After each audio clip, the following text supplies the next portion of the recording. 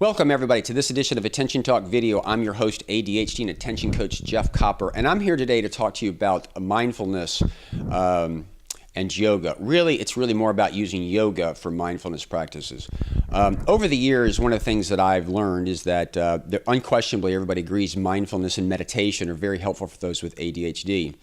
If you've listened to me before, I fashion them to be attention exercises, meaning that either you're mindfully looking at an object or you're meditating, focus on your breath, and when an extraneous thought comes to your mind and you notice it, you let it go and you bring your focus back to the object or your breath. That's a moment of practice. When you do it over and over for a long period of time, you develop the skill of focusing on your intention. So I call these attention exercises.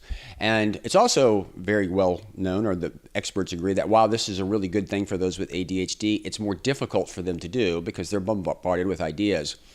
And recently I was coaching an individual where we were talking about meditation and the value of it.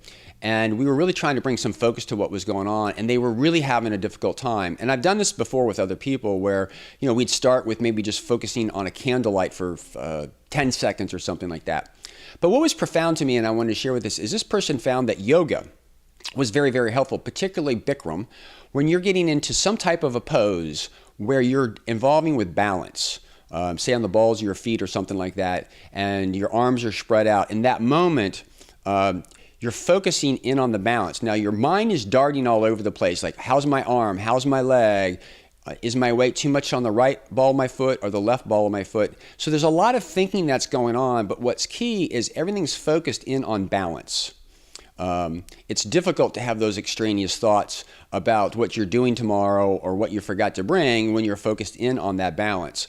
And so for this particular individual, we actually began to not go to yoga to do yoga, but actually use yoga poses as a way to bring focus to what was going on. So again, I'm going to try to articulate what I think was really kind of going on was just focusing on a breath or an object required more limitations, if you will, for their mind to wander. Yet in the yoga pose, there was so much that needed to be checked into, if you will, in order to hold that balance, that it actually helped them eliminate those extraneous thoughts and focus on the thing at hand. And again, we did this not as a yoga thing, but as a way to meditate. So if you have ADHD and you've heard the values of meditation and mindfulness, but you struggled with this, give this a shot. It's not guaranteed to work. Maybe you can think of something else other than yoga. Of course, leave that in the comments for us.